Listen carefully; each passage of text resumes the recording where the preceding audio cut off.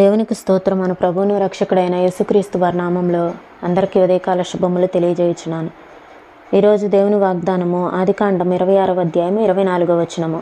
ఆ రాత్రియే యెహోవా అతనికి ఇస్సాకునకు ప్రత్యక్షమాయెను. ఇక్కడ ఏం జరుగుతుందంటే, అబ్రహాము గారు చనిపోయిన తర్వాత ఇస్సాకు గారి దినముల్లో కరువు వస్తుంది. అయితే అబ్రహాము గారు త్రవ్వించిన బావులన్నిటినీ ఫిలిస్తీన్లు ఏం చేస్తారంటే మన్ను పోసి పూడ్చివేస్తారు. అలాంటి సమయంలో ఇస్సాకు గారు మరలా ఆ బావులన్నిటినీ తిరిగి త్రవ్వించడానికి ప్రయత్నం చేస్తూ ఉంటారు. అది ఆదికాండం 26వ అధ్యాయము 17వ వచనంలో మనకి ఉంటుంది, 18వ వచనంలో మనకు ఉంటుంది. అప్పుడు తన తండ్రి అయిన అబ్రహాము దినములలో త్రవ్విన నీళ్ల బావులు ఇస్సాకు తిరిగి త్రవ్వించెను. అయితే తిరిగి త్రవ్వించే క్రమంలో గెరార్లో నివసిస్తూ ఉన్నప్పుడు ఆ గెరార్లో ఉన్నటువంటి కాపర్లకు, ఇస్సాకు కాపర్లకు ఏం జరుగుతుందంటే కలహాలు, జగడాలు, కలహాలు, కొట్లాటలు ఇవన్నీ జరుగుతూ ఉంటాయి. ఈ కొట్లాటలు, ఈ కలహాల వలన ఇస్సాకు గారికి ఏమవుతుందంటే మనసుకి నెమ్మది లేకుండా, సమాధానం లేకుండా అలా అయిపోతుంది.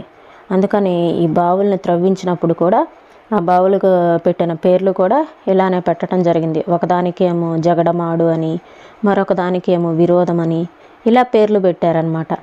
అంటే ఆ విధంగా పోట్లాటలు, ఆ కొట్లాటలు ఆ విధంగా జరుగుతూ వస్తూ ఉన్నాయి.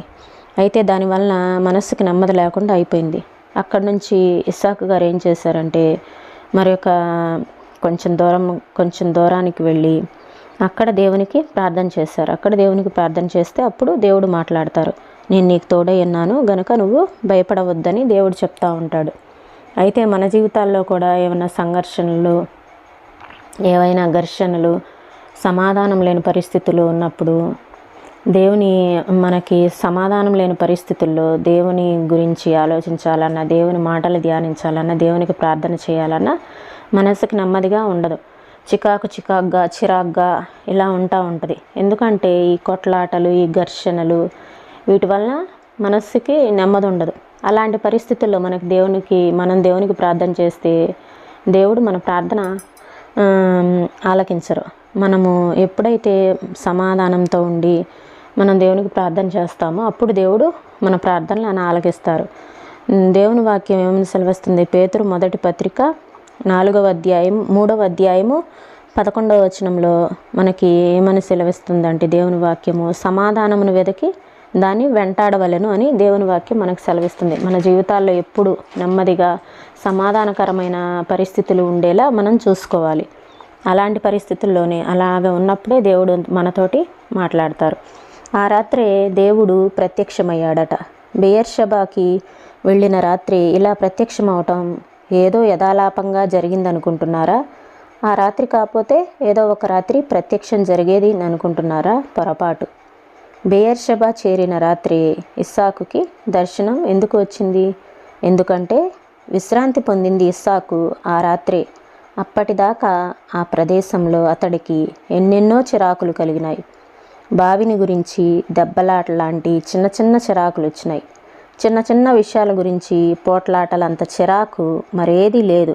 ముఖ్యంగా ఇలాంటివి ఒకదాని వెంట ఒకటి పోగవుతూ ఉంటే అది మరీ చిరాకు. ఇస్సాకుకి ఇది అనుభవంలోకి వచ్చింది.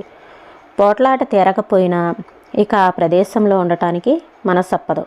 అక్కడి నుండి వెళ్ళిపోవాలని నిర్ణయించాడు. స్థలం మార్పు అవసరం అనిపించింది అతనికి. తనకి తలనొప్పి కలిగించిన కజ్జాలు తలెత్తిన చోట నుండి దూరంగా వెళ్ళిపోయి తన గుడారాన్ని వేసుకున్నాడు. ఆ రాత్రే దర్శనం వచ్చింది. మనసు ఏమీ అల్లకల్లోలాలు లేకుండా ఉన్నప్పుడే దేవుడు మాట్లాడతాడు. మనసంతా చిరాగ్గా ఉంటే ఆయన స్వరం వినపడదు. ఆత్మలో నిశ్శబ్దం కావాలంటుంది దేవుని స్వరం. ఆత్మ నలుమూలలా నెమ్మది పరుచుకున్న తర్వాతే దేవుని సన్నిధి ఇస్సాకు చెవులకు సోకింది. నిశ్చలమైన ఆకాశమే నక్షత్రాలు కనిపించే ఆకాశం. ఓరక నిలుచుండి చూడు. ఈ మాటలను ఎప్పుడైనా నీ హృదయం ధ్యానించిందా? ఆందోళన చెంది ఉన్న వేళ నీ ప్రార్థనలకు వచ్చే జవాబు కూడా నీకు వినిపించదు. ప్రార్థన చేసిన తర్వాత చాలా కాలానికి జవాబు వచ్చినట్టు నీకు ఎప్పుడైనా అనిపించలేదా?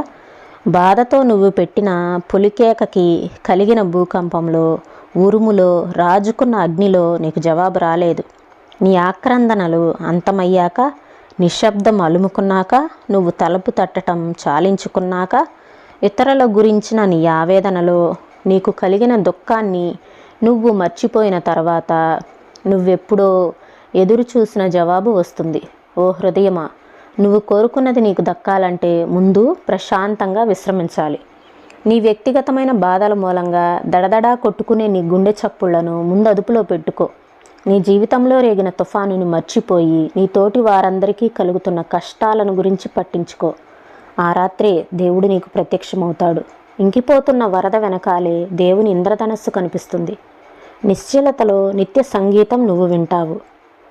ఒంటరి బాటలో ఒక్కడవే సాగిపో. చింతలు లేని నీ అంతరంగం ఇంతకు ముందెన్నడూ వినని వింతగొలిపే అందమైన దైవ రహస్యాలు వింటుంది. అల్లరిమోక విరుచుకుపడుతుంది. అన్య విషయాల కోసం ప్రాకులాడుతుంది. అన్వేషించు. వినిర్మల సంగీతం వినిపించే మరో లోకపు ధన్యతా స్వరాలను. దుమ్ము నిండిన దారి నీకొద్దు.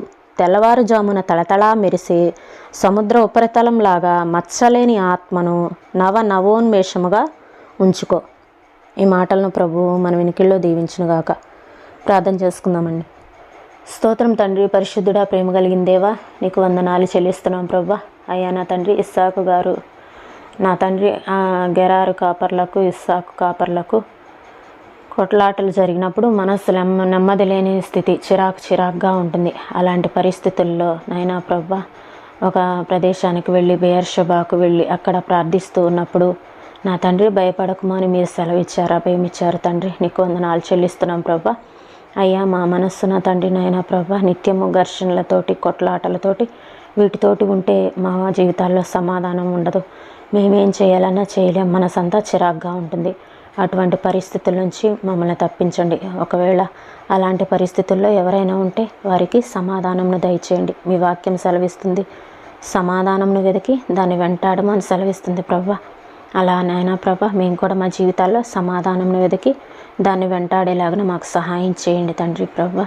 అయ్యా మాకు మా చుట్టూ ఉన్నటువంటి ఈ గందరగోళాలన్నింటినీ ఒక పక్కన పెట్టి నా తండ్రి నాయనా ప్రభా మిమ్మల్ని ప్రార్థించేటువంటి మనస్సుకి ప్రశాంతతనిచ్చేటువంటి ఆ ధ్యానం మీద మేము మనసుంచినట్లుగా మాకు సహాయం చేయమని, మీ నామానికి మహిమ ఘనతాస్తుతులు ప్రభావాలు పొందుకోమని యేసయ్య పరిశుద్ధమైన నామంలో అడిగి వేడుకొంచున్నాం తండ్రి.